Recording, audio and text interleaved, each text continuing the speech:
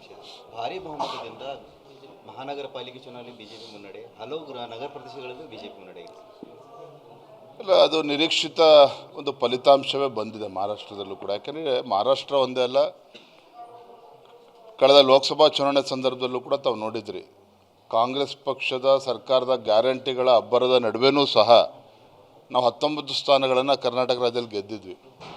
ಒಟ್ಟಾರೆಯಾಗಿ ಇಡೀ ದೇಶದಲ್ಲಿ ದಿನೇ ದಿನೇ ನರೇಂದ್ರ ಮೋದಿಜಿ ಪ್ರಧಾನಮಂತ್ರಿಗಳ ಒಂದು ಜನಪ್ರಿಯತೆ ಇವತ್ತು ಹೆಚ್ಚಾಗ್ತಾ ಇರುವಂಥದ್ದು, ಅದು ಇವತ್ತು ಭಾರತಕ್ಕೂ ಕೂಡ ಶಕ್ತಿಯನ್ನು ಕೊಟ್ಟಿದೆ ಮತ್ತು ಭಾರತೀಯ ಜನತಾ ಪಾರ್ಟಿಗೂ ಕೂಡ ಒಂದು ಬಲವನ್ನು ನೀಡಿದೆ ಅಂತ ಹೇಳೋದಕ್ಕೆ ಇಚ್ಛಪಡ್ತೇನೆ. ಅದರ ಪರಿಣಾಮನೇ ಮಹಾರಾಷ್ಟ್ರದಲ್ಲಿ ಇವತ್ತು ಅಲ್ಲಿನ ಮುಖ್ಯಮಂತ್ರಿಗಳು ಫಡ್ನವೀಸ್ ಅವರು ಕೂಡ ಅಭಿನಂದನೆ ಸಲ್ಲಿಸೋಕ್ಕೆ ಇಚ್ಛಪಡ್ತೇನೆ. ಅದೇ ರೀತಿ ನಮ್ಮ ಪಕ್ಷದ BJP ಎಲ್ಲ ಕಾರ್ಯಕರ್ತರು ಹಗಲು ರಾತ್ರಿ ಶ್ರಮ ವಹಿಸಿರ್ತಕ್ಕಂಥ ನಮ್ಮ ಪಕ್ಷದ ಕಾರ್ಯಕರ್ತರಿಗೂ ಕೂಡ ನಾನು ಅಭಿನಂದನೆ ಸಲ್ಲಿಸೋಕ್ಕೆ ಇಚ್ಛಪಡ್ತೇನೆ. ಇದು 25 ವರ್ಷ ಬಳಿಕ ಠಾಕ್ರೆ ವರ್ಷದಲ್ಲಿತ್ತು, ಇವಾಗ ಬಿಜೆಪಿ ಹೇಳಿದ್ನಲ್ಲ, ಒಂದು ಐತಿಹಾಸಿಕ ಗೆಲುವು, ಮಹಾರಾಷ್ಟ್ರದ ಇತಿಹಾಸದಲ್ಲಿ ಒಂದು ಸುವರ್ಣಾಕ್ಷರದಲ್ಲಿ ಬರೆದಿಡ್ತಕ್ಕಂಥ ಒಂದು ಫಲಿತಾಂಶವನ್ನು ಅಲ್ಲಿಯ ಮತದಾರರು ನೀಡಿರುವಂಥದ್ದು. ಈ BJPಯ ಗೆಲುವು ಕೇವಲ ಮಹಾರಾಷ್ಟ್ರಕ್ಕೆ ಸೀಮಿತ ಆಗದೇನೆ ನಮ್ಮ ರಾಜ್ಯವು ಒಳಗೊಂಡಂತೆ ದೇಶದ ಎಲ್ಲ ರಾಜ್ಯಗಳಲ್ಲಿ ಇವತ್ತು ಸಂಭ್ರಮಾಚರಣೆ ಮಾಡಿದ್ದಾರೆ. ಸರ್, ಇವಾಗ ರಾಹುಲ್ ಗಾಂಧಿ ಒಂದು ಟ್ವೀಟ್ ಹಾಕಿದ್ದಾರೆ, ವೋಟ್ ಚೋರಿ ಪಾಪ ರಾಹುಲ್ ಗಾಂಧಿಯವರು ಅವ್ರಿಗೆ ಏನು ಮಾಡಬೇಕು ಅಂತ ಅವ್ರಿಗೆ ತೋಚ್ತಾ ಇಲ್ಲ.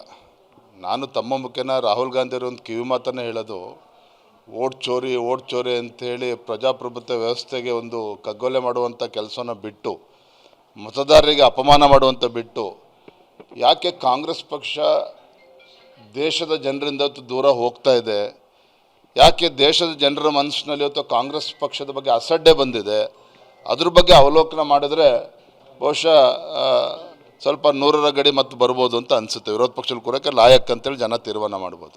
Thank you. ಬೆಂಗಳೂರು ಚುನಾವಣೆ, ಮಹಾನಗರ ಪಾಲಿಕೆ ಅದರಲ್ಲಿ ಏನಾದರೂ ಪರಿಣಾಮ ಆಗ್ಬೋದಾ?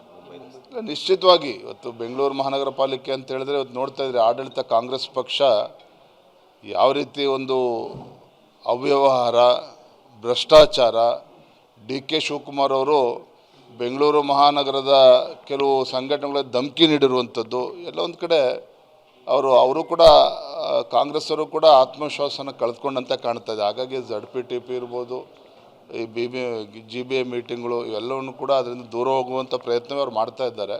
ಆದರೆ ಒಂದಂತೂ ಇದು ಏನು ಮಹಾರಾಷ್ಟ್ರದಲ್ಲಿ ಫಲಿತಾಂಶ ಬಂದಿದೆ, ಅದೇ ರೀತಿಯ ಫಲಿತಾಂಶ ಬೆಂಗಳೂರಿನ ಮಹಾನಗರ ಪಾಲಿಕೆ ಚುನಾವಣೆಯಲ್ಲಿ ಕೂಡ ಬರ್ತದೆ. Thank you.